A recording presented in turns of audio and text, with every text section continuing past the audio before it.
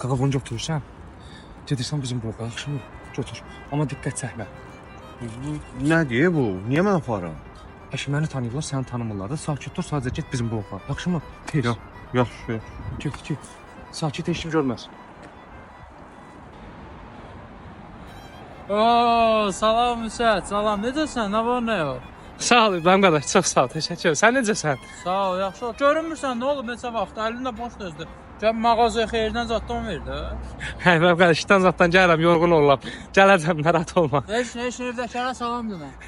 Yaxşı. Görüm kim işlə çıxardı.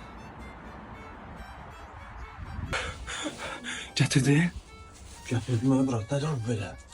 Göstərəcəm indi sənə.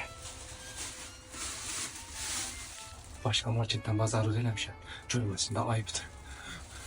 Görsün olmasa da İbrahim. Hə, delə qardaş, görsənə nə fərqi? Sən başqa mağazadan alış-veriş edirsən.